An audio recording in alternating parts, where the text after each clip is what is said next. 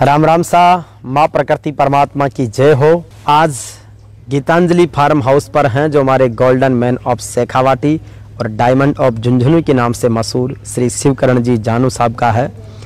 और यहाँ पर पिछले 4 महीने से बहुत सारी चीज़ें सीखने को मिली है। आध्यात्मिक साधना का अनुभव मिला है, शिक्षा और सामाजिक सरोकारों के साथ में व्यावसायिक प्रगति के साथ झुंझुनू को आगे बढ़ाने का शिवकरण जी जानू साहब का विजन देखने को मिला है।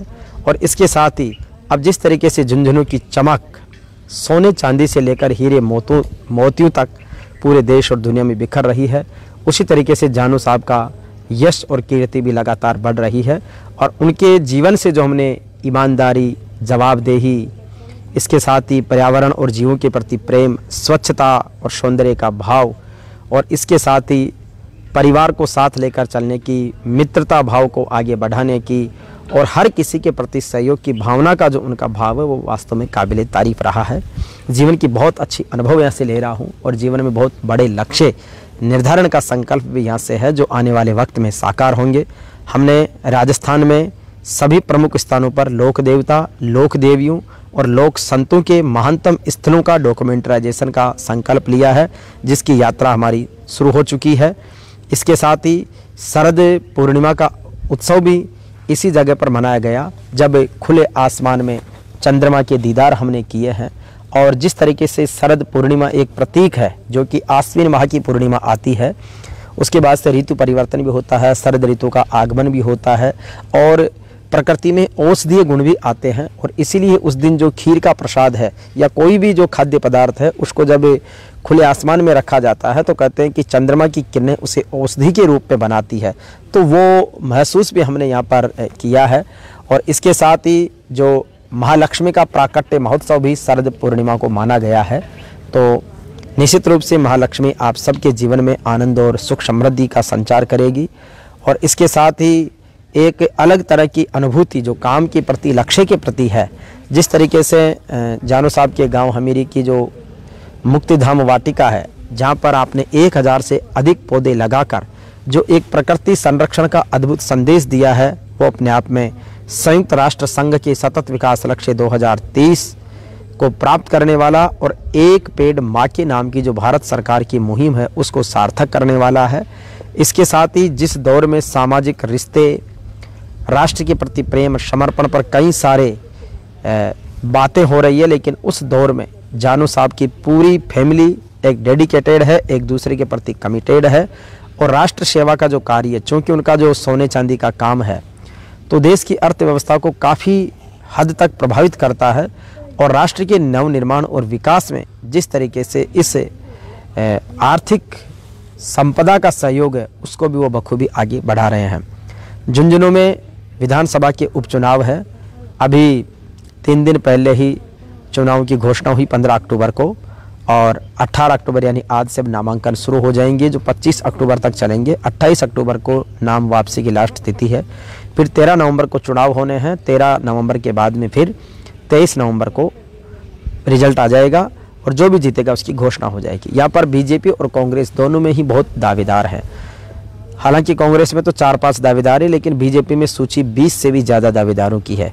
लेकिन फ्रेशर चेहरे के रूप में जनभावनाएं हैं, जनमानस है, मीडिया रिपोर्ट्स है, ग्राउंड सर्वे है, पार्टी का मन है कि शिवकरण जानू साहब पर बीजेपी की टिकट का दांव खेला जाए ताकि यहाँ से एक नए चेहरे के रूप में, सबको स्वीकार्य चेहरे के रूप में स्वीकार्यता बढ़े। इसी बीच में सतीश पूनिया जी का भी नाम यहाँ से चर्चा में आया हरियाणा की जीत के बाद में, तो उनके भी ओब्लिगेशन की चर्चाएं हैं। राजेंद्र भामू जो पुराना चेहरा है वो भी यहाँ से चुनाव लड़ने की तैयारी में चल रहे हैं। माना जा रहा है कि उनका टिकट भी पैनल में है। इसके अलावा विशंबर पूनिया है, हर्षनी कुल्हरी है, निशित कुमार है, इधर से सुधीर बोला है, बनवारी लाल सैनी है, मुरारी लाल है, संतोष अहलावत है, शुभकरण चौधरी है।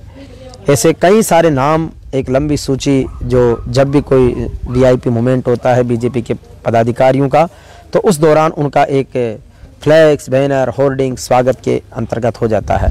इसी तरीके से कांग्रेस से अपन देखें तो वहाँ पर आपके ब्रजेंद्र ओला जो सांसद हैं, जो पहले विधायक थे यहाँ से लगातार 4 बार, तो उनकी वाइफ राजबाला जी हैं, उनका बेटा अमित है या उनकी पुत्रवधू है, उनसे भी नाम पर चर्चा की जा रही है कांग्रेस में। इसके अलावा यहाँ पर एमडी चौबेदार हैं, एक मुस्लिम नेता हैं, और इसके साथ ही सुनील झांझड़िया युवा नेता हैं, वो भी दावेदारी दिखा रहे हैं। और जिला कांग्रेस कमेटी झुंझुनू के अध्यक्ष दिनेश सुंडा जो नवलगढ़ के प्रधान है, वो भी झुंझुनू से अपने विधायक की दावेदारी दिखा रहे हैं।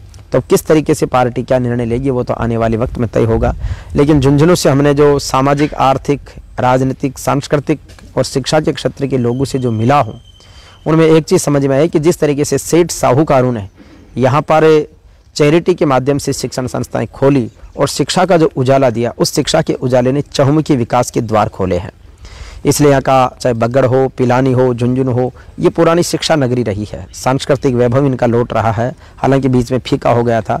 लेकिन जानू साहब ने एक विजन डॉक्यूमेंट यहाँ की जनता के लिए राजनेताओं के बीच रखा था कि किस तरीके से हम अगर इस लक्ष्य पर काम करेंगे तो हमारा सांस्कृतिक वैभव भी पुनर्प्रतिष्ठापित होगा, शिक्षा का विकास होगा, शिक्षा में बहुत सारे नवाचार और उपलब्धियां हम अर्जित करेंगे, राजनीतिक रूप से हम मजबूत लीडरशिप दे पाएंगे और प्रशासन से समन्वय बिठाकर बेहतर काम कर पाएंगे जो कि जनता के हित में होंगे। इसके साथ ही उन्होंने पूरे शहर में स्वच्छता अभियान के साथ में जो प्रॉपर ड्रेनेज सिस्टम है उसको डेवलप करना, इसके अलावा प्रॉपर पार्किंग है, अतिक्रमण मुक्त रास्ते हैं, खुले बाजार हैं, उन सब के बीच में जनता के साथ और व्यापारियों के बीच एक बहुत शानदार समन्वय हो, ये विजन भी उन्होंने दिया। और साथ ही जितने भी धार्मिक स्थल है उन पर स्वच्छता का और सफाई का विशेष ध्यान रखा जाए, इस बात की भी उन्होंने पूरी एक गाइडलाइन जारी की है। तो झुंझुनू अपने आप में एक अद्भुत है। यहाँ पर मिलने का एक जो बड़ा अनुभव है वो है मुझे डॉक्टर घासीराम जी वर्मा साहब से, जो कि महान गणितज्ञ हैं। अमेरिका की रोड आइलैंड यूनिवर्सिटी में वो प्रोफेसर रहे हैं।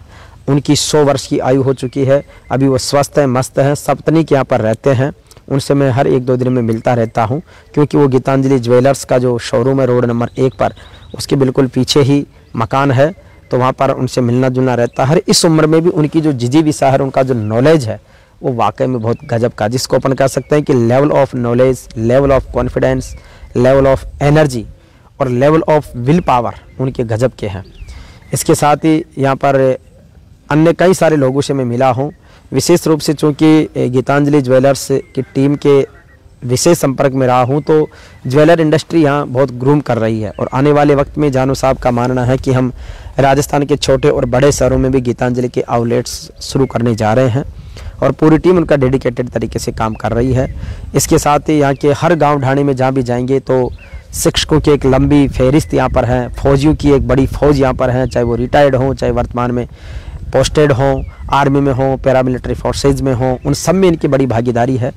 यहाँ का जो शौर्य उद्यान है दोरासर का, वो भी बड़ा गजब का है। यहाँ का सैनिक स्कूल है, यहाँ की स्पोर्ट्स यूनिवर्सिटी जो अब बनने जा रही है, इसके अलावा का मेडिकल कॉलेज इस साल से शुरू हो गया है। यहाँ का केवीके जो है वो बेस्ट केवीके ऑफ इंडिया और आउटस्टैंडिंग केवीके ऑफ इंडिया 2 अवार्डों से यहाँ पर सम्मानित हो चुका है।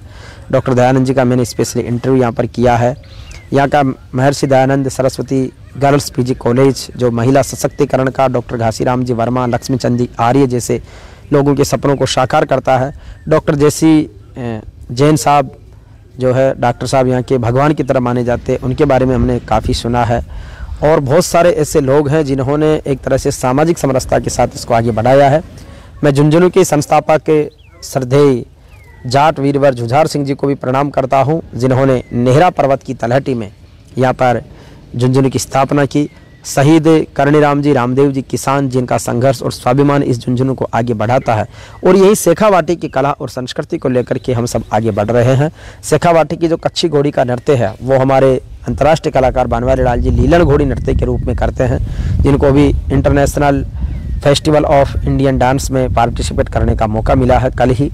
तो ऐसी बहुत सारी उपलब्धियां हैं, बहुत सारी यादें हैं, बहुत सारी स्मृतियां हैं और बहुत सारे विजन और संकल्प हैं कि जिनको हम आगे बढ़ाएंगे।